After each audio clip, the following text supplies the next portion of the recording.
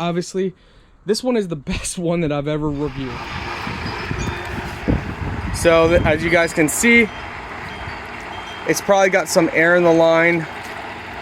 So yeah, it's pushing the air out. Oh!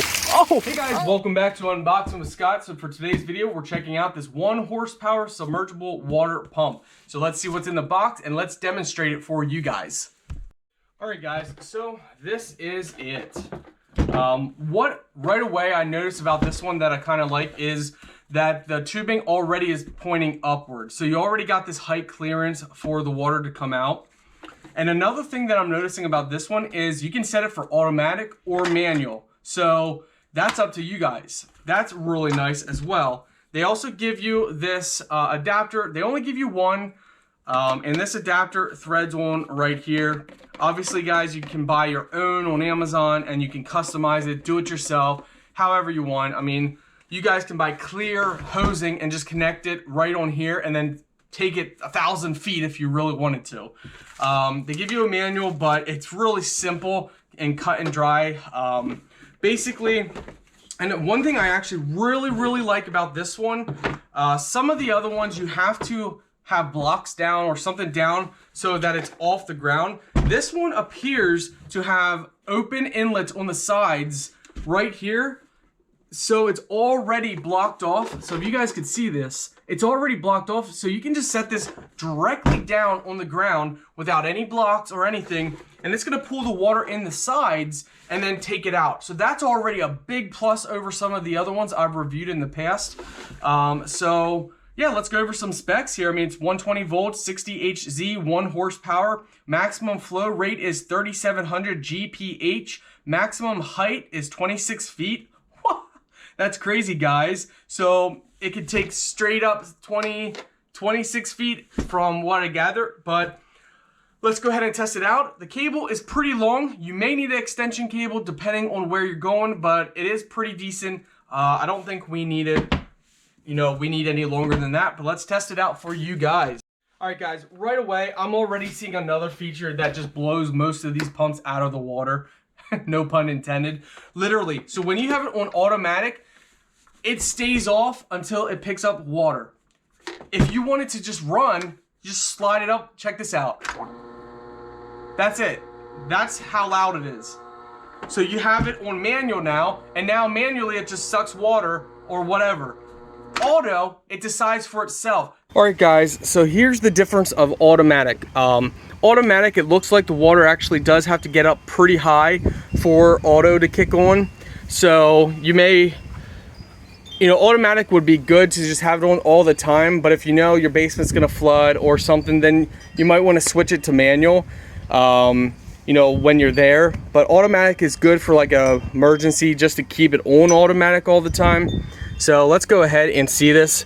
I mean, we might get soaked, so we're gonna kind of angle this a little bit. All right, so as you guys can see, it's probably got some air in the line. So yeah, it's pushing the air out.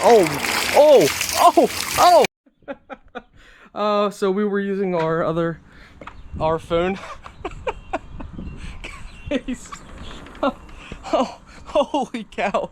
I was not expecting, I am soaked. I was not expecting it to be that much force. Oh my goodness. So, when you have it on manual and it gets the air out of the system and you turn it on automatic, now it's on automatic.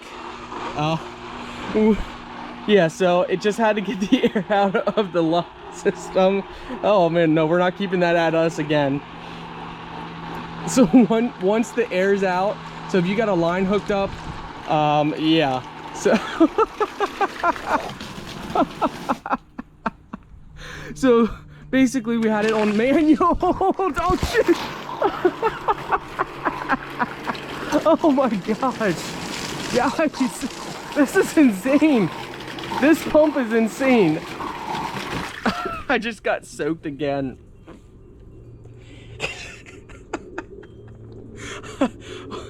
I think it's safe to say this will do the job of getting water out quick. This is definitely the most fastest water pump that I've reviewed, obviously. Obviously, I'm used to the slower ones.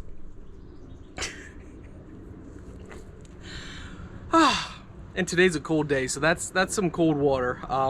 Probably 55-degree water. All right. So, here's the thing.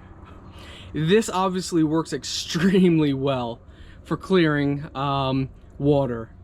The automatic does work, so it's just there's air in the line. So what I would recommend doing, you know, once the water level got high enough, the automatic would kick on because we have it on auto now.